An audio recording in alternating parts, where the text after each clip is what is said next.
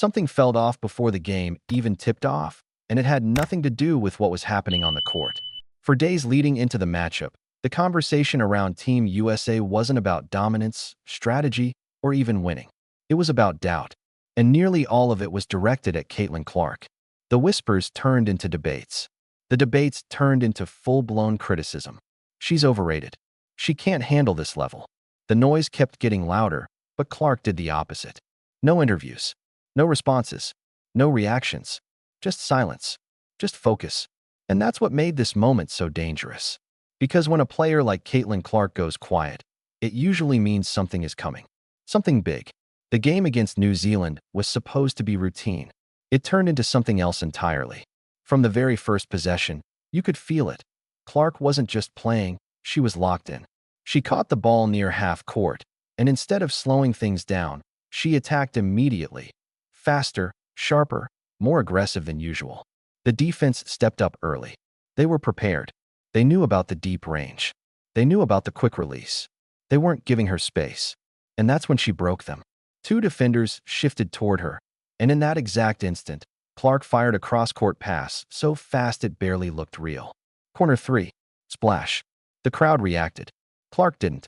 No celebration. No emotion. Just a turn and straight back on defense.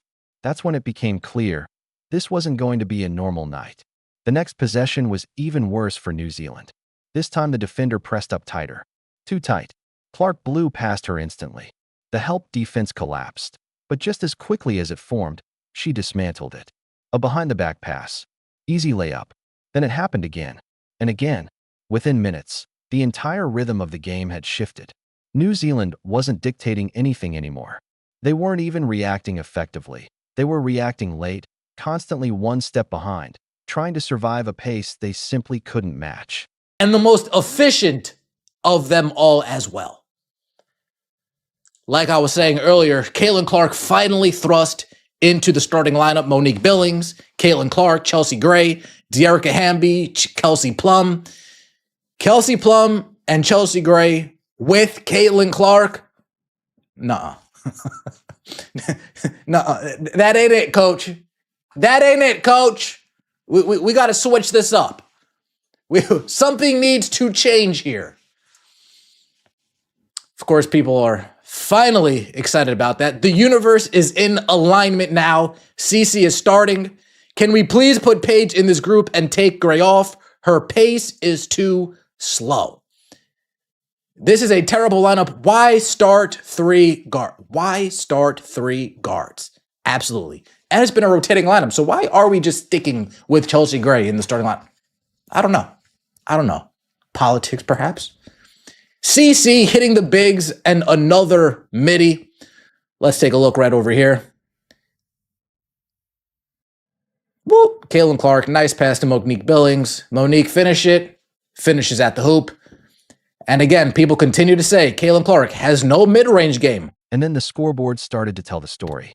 10-2, 18-5, 24-8. Timeout. New Zealand's coach stood on the sideline trying to piece everything back together, pointing, adjusting, searching for answers. But there was one problem. Nothing they tried could slow down Caitlin Clark. Back on the court, Clark delivered the reminder. She stepped back, way back, well beyond the arc. The defender hesitated for just a split second. That was enough. The shot went up and dropped clean. Splash. Even her teammates on the bench reacted in disbelief, because shots from that distance aren't supposed to feel routine. But for her, they are. And that's when the energy shifted. Every time Clark touched the ball, the crowd leaned forward, waiting, expecting, knowing something was about to happen. And more often than not, it did. She wasn't just scoring, she was controlling everything. The tempo, the spacing, the flow of the game, even the confidence of her teammates. And slowly, something else began to fade, the noise, the criticism, the doubts. Every possession, every pass, every shot answered those questions without her saying a single word. By halftime, the game was already slipping away from New Zealand. But the real statement came after the break. Because that's when Clark stopped playing controlled and started playing free. She crossed half court. No hesitation. Pulled up from deep. Splash. Next possession. Drive. Kick. Assist. Then another. And another. This wasn't just dominance anymore. This was complete control. New Zealand's players looked exhausted, not just physically, but mentally. Because guarding Caitlin Clark isn't about effort alone. It's about surviving the constant pressure she creates on every possession. And by the fourth quarter, that pressure had completely broken them. The scoreboard made it obvious. But the real story ran deeper than the numbers. I don't know. Politics, perhaps? CC hitting the bigs and another midi. Let's take a look right over here. Whoop. Caitlin Clark, nice pass to Monique Billings. Monique finishes at the hoop. And again, people continue to say Caitlin Clark has no mid-range game. All she does is shoot threes. What does she do besides shoot threes? She's got a mid-range game.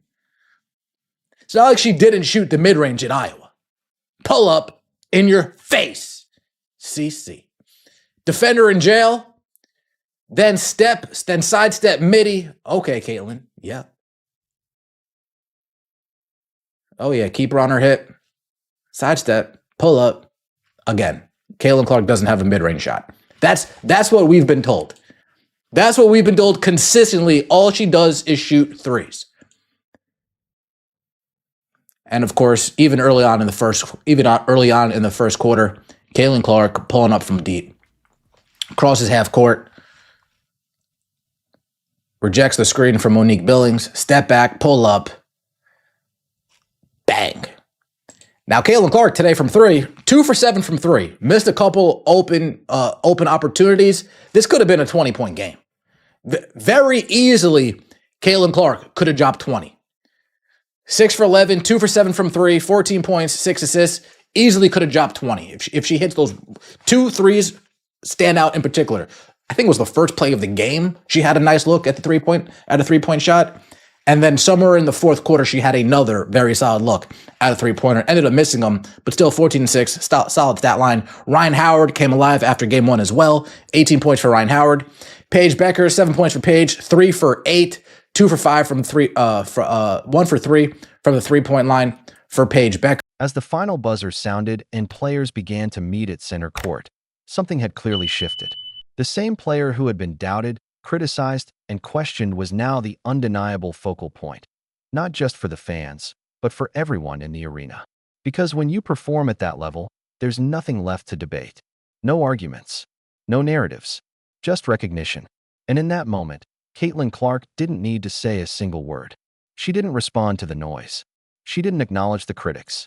Instead, she delivered something far more powerful, an answer written entirely through performance. She didn't just win the game. She ended the conversation.